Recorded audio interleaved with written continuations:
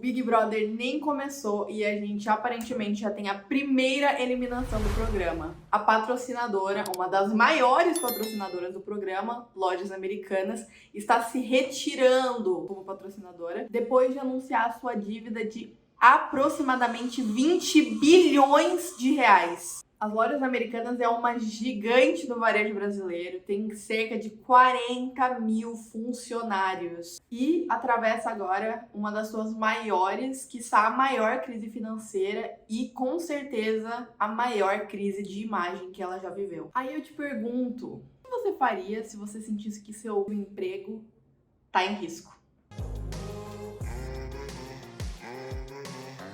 Oi time, meu nome é Tainá Subtil e esse é o nosso espaço para trabalhar juntos, para criar um bom ambiente, para crescer e se desenvolver profissional e pessoalmente. Se você é novo no canal, não conhece a minha fuça, eu falo sobre carreira na área de tecnologia, trabalhar com vendas, salário em dólar, a típica colega de trabalho que todo mundo tem que quer dar opinião sobre tudo. Sou eu. Bom, ter um grande logo como Lojas Americanas, Pão de Açúcar, as grandes varejistas do Brasil são extremamente reconhecidas e com certeza são um pontinho, uma estrelinha ali no currículo. A Lojas Americanas tem quase 100 anos de mercado, mais de 40 mil funcionários e ainda assim os funcionários da empresa tiveram uma surpresa muito desagradável no início de 2023. Se você tá nesse vídeo porque você quer saber sobre a inconsistência contábil da Lojas Americanas, o que aconteceu nos bastidores, quais foram as decisões financeiras que levaram a empresa a chegar nesse rombo financeiro, eu não sou o canal para você. Hoje eu quero falar de uma perspectiva completamente diferente. O que eu faria se eu fosse funcionária das Lojas Americanas hoje? Qual seria meu plano de ação para garantir que eu não tenha meu trabalho colocado em risco? Como que eu agiria para garantir que eu me sinta mais confortável dentro da minha CLT? E quais seriam as ações que eu com certeza não faria estando como contratada das Lojas Americanas? Uma pergunta muito comum que eu sempre me faço é: será que tem como a gente prever que a empresa está passando por isso antes de entrar na empresa, antes de passar por um processo seletivo, muitas vezes exaustivo, para entrar numa empresa que às vezes está em risco e pode colocar a sua carreira em risco? E a resposta é sim. Existem várias coisas que você pode fazer para se tratar como pessoa física, mas também como empresa. Como que você consegue se preparar para, durante o processo de entrevista, durante o processo de conversa com as empresas, não passar por uma surpresa de, olha só, de repente a gente vai ter que fazer um layoff. O seu trabalho agora está em risco. Então, obviamente, como colaborador, é importante, como trabalhador, é importante que você gere valor e continue trabalhando para que você seja um profissional de valor. Mas antes de falar disso, vamos falar de como que você consegue evitar passar por esses sustos e surpresas. Tem alguma maneira de fazer uma investigação ali mais cautelosa, que nem a empresa com certeza faz com você para identificar o seu perfil. Mas como que a gente identifica um perfil de uma empresa e identifica se ela é uma empresa sólida ou não para trabalhar? A primeira coisa que eu gosto de fazer é analisar os dados financeiros da empresa. E a maioria das empresas, principalmente no mercado que eu trabalho hoje, que é o mercado de tecnologia, tem os números muito abertos na internet. Então você consegue ter uma noção de como que tá, se ela tiver ações na bolsa, como que estão essas ações, como que tá a valorização dessa empresa, se ela teve uma rodada de investimento recente. Tudo isso vai indicar como que está o fluxo de caixa dessa empresa e por que ela está contratando. Se ela está contratando mais acelerado porque ela precisa de um crescimento acelerado, isso geralmente não é tão positivo, tá? Pelo menos em empresas de tecnologia, quando a gente vê contratações acontecendo de maneira muito acelerada, geralmente significa que a empresa tem uma expectativa de crescimento muito alta e que, se ela não atingir essas expectativas, pessoas podem ser desligadas. Mas, mais importante, muitas vezes atingindo essa expectativa de crescimento, a empresa precisa começar a se transformar em escalável, ou seja, produzir mais com menos mão de obra, produzir de maneira mais escalável, produzir de maneira mais rentável. Então é importante entender por que essa empresa está contratando agora, por que ela abriu essa vaga, como eu posso ser mais útil. Então, eu acho essencial que você procure esses dados. Para mercado de tecnologia, eu indico sempre um site que chama Crunchbase. Existem várias informações sobre inúmeras empresas que vão te ajudar a tomar a decisão. Essa empresa está estável e é um lugar confiável para eu trabalhar? A segunda coisa que eu sempre gosto de olhar antes de tomar a decisão de entrar numa empresa é a marca empregadora. Quem que é essa empresa que vai me contratar e como que ela trata os seus colaboradores? Os colaboradores dela estão felizes trabalhando na empresa? Como ela trata esses colaboradores? Como ela contrata essas pessoas? Como que ela descreve as jobs que estão sendo contratadas ali? Tudo isso faz parte da marca empregadora, que muitas vezes você consegue avaliar de forma super simples através de sites como Glassdoor, Indeed, InfoJobs. Existem vários sites que conseguem contribuir para você entender qual é o status dessa marca hoje. Meu Deus, essa barulheira! Desculpa.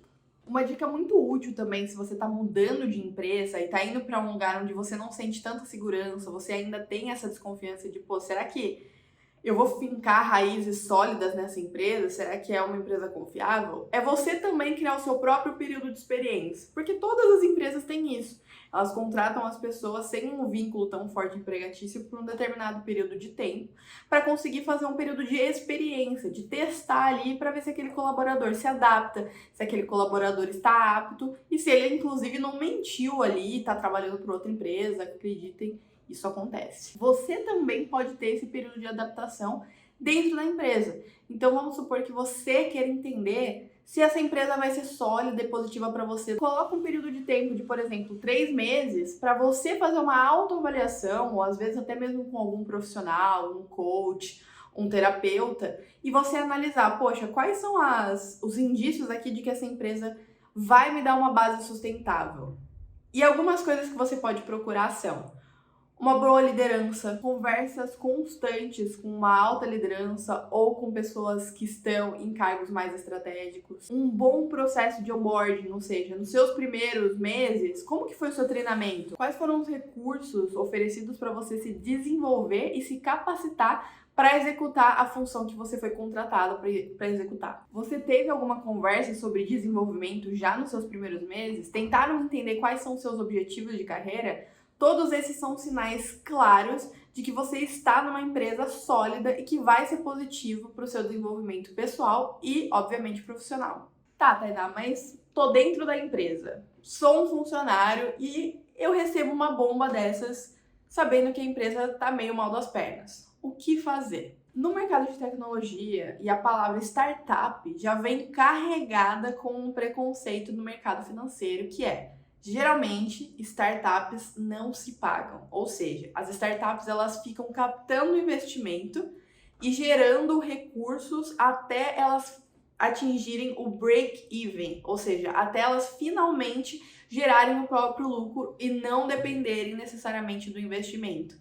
Mas é muito comum startups não terem esse fluxo de caixa todo e não darem lucro. Então, não é surreal pensar que uma empresa como Americanas ou como qualquer outra empresa tem ali o seu fluxo de caixa diferente do que o seu fluxo de caixa pessoal. Mas voltando, não quero entrar nessa parte financeira porque realmente não é meu forte. Mas aqui, o que eu faria estando dentro de uma empresa que talvez esteja em risco? A primeira coisa é ser muito clara e objetiva e pedir de volta essa mesma clareza e objetividade. Então, por exemplo, recentemente na empresa que eu trabalho, a gente teve, infelizmente, um layoff onde 30% das pessoas foram mandadas embora. Muito triste, um dia de muita tensão, todo mundo trabalha home office. Foi uma agonia muito grande saber que tinham pessoas sendo desligadas, que você nunca mais provavelmente veria aquelas pessoas. Você não saber se o seu emprego está na reta, na linha ali ou não. Então, ter uma conversa já de cara com o seu gestor, a sua gestora, o seu líder, a sua líder, é fundamental. Então, a primeira coisa que você precisa fazer é se pronuncie. Poxa, tá acontecendo esses comunicados no mercado, a gente tá vendo que a empresa parece que não tá onde deveria estar. Você consegue falar um pouco mais sobre isso? Porque eu tô preocupada e eu quero saber se eu preciso me preocupar e como começar a me planejar financeiramente e para minha carreira, porque eu não posso me dar ao luxo, eu não posso estar sem trabalho, eu preciso me organizar. Essa conversa é uma conversa difícil. Ter conversas difíceis faz parte da nossa carreira, Mas para mim é fundamental que você tenha essa clareza de, primeiro, o que está acontecendo com a empresa e quais são os próximos passos. Segundo, como que você pode ajudar e influenciar para que uma demissão não ocorra com você. E terceiro, se você consegue ainda influenciar essa decisão ou se você já precisa começar a se preparar para uma saída e para procurar, por exemplo, um próximo emprego. Eu acredito que existem algumas coisas que possam ser feitas para evitar uma demissão. Pô, Tainá, mas você acha que você nunca vai ser demitida? Porque eu acho que ninguém é à prova de balas. Porém, existem algumas coisas que você pode perguntar e fazer. Por exemplo, esteja sempre aberta a perguntar: o que eu posso fazer hoje e começar a fazer para me tornar indispensável? Com as características que eu tenho. Então, por exemplo, eu sou uma pessoa muito solar, eu gosto de agregar, eu gosto de falar com o time, eu gosto de estar muito ativa nas reuniões. Poderia ajudar levantando o ânimo do time. Então, isso me fazia uma colaboradora chave dentro do time. Eu era a pessoa que ia ajudar a estruturar o humor do time para que ele conseguisse atingir as suas metas. Se você não tem essa característica, muitas vezes você pode ter outras características, como, por exemplo, puxar algum projeto, você pode ter o interesse de, por exemplo, puxar as métricas do time. E agora eu vou entrar num tema que eu particularmente acho sinistro. Saindo um pouco o que eu faria estando dentro da cabeça ali dos funcionários das Americanas, eu acho importante sempre falar o que eu espero que eu faria, porque são situações totalmente diferentes. A gente agir dentro de uma situação e a gente falar o que faria como um espectador, entendam, são coisas completamente diferentes. Então, se você é uma das pessoas que tirou sarro, que fez alguma piada, ou que se divertiu às custas de uma empresa inteira com um rombo financeiro, repense o que você está fazendo com a sua carreira e que tipo de profissional e de que tipo de pessoa você gostaria de ser no futuro. Vamos pensar de uma maneira muito simples. Existem 40 mil, mais do que 40 mil funcionários na loja da Americanas. Esses 40 mil funcionários, com certeza ali, vamos colocar que seja 40% deles, 30% deles tem pelo menos mais uma pessoa que depende dele. Então imagina quantas pessoas no Brasil não seriam impactadas se amanhã as lojas Americanas não conseguissem pagar o salário dessas pessoas. Então, faz muito parte da profissional que eu quero ser e da profissional e dos profissionais que eu quero ver no mercado, evitar esse tipo de piada, esse tipo de divertimento com uma coisa que é tão séria, tão complexa e tão triste para o Brasil. Esse vídeo é um vídeo que eu decidi fazer porque o mercado está passando por um momento difícil e, estando trabalhando hoje há 10 anos com carteira assinada, enfim, eu tenho a impressão de que o mercado está passando por momentos difíceis sempre. Cada vez são desafios diferentes. E eu queria trazer essa discussão para o canal porque é algo que eu tô suscetível a passar, você pode estar suscetível a passar, todo mundo que tem uma carteira assinada está suscetível a ser mandado embora. Então, o que eu queria trazer para cá é uma discussão saudável sobre o que fazer para evitar isso, o que está nas suas mãos, o que você consegue controlar. Então, você consegue controlar a sua pesquisa antes de entrar na empresa, a sua pesquisa sobre a marca empregadora, as avaliações dos funcionários que já trabalham lá, como que você se comporta durante o onboarding para aprender mais e principalmente para entender quais são os recursos que a empresa está te fornecendo e se ela está te fornecendo recursos para crescer, tanto pessoalmente quanto profissionalmente. Muito vai ser dito sobre o que os três empresários ali, três maiores empresários do Brasil, investidores também poderiam ter feito para evitar esse tipo de comunicado indo para a imprensa. Muito vai ser dito sobre o que poderia ter sido feito pelos antigos CEOs, sobre o que poderia ter sido feito, inclusive, pelo CEO que assumiu, inclusive, ali no final de 2022. Muito vai se falar sobre isso, mas pouco se fala sobre a cadeira que você está sentado hoje, que é a cadeira de colaborador. Eu só espero que as mais de 40 mil famílias ali que vão ser impactadas de alguma forma fiquem bem, fiquem tranquilos, não passem por momentos de ansiedade. E, mais importante, eu espero que as pessoas no alto escalão ali envolvidas saibam como navegar essa crise, porque é uma empresa de varejo gigantesca do Brasil, que fez uma história muito legal até aqui e que a gente não pode torcer para que isso acabe. E a gente nem sabe qual é o impacto nas mais de 40 mil vidas que tiveram uma história, um envolvimento com as lojas americanas. É isso. Muito obrigada por me ouvir devagar hoje e eu te vejo no próximo vídeo.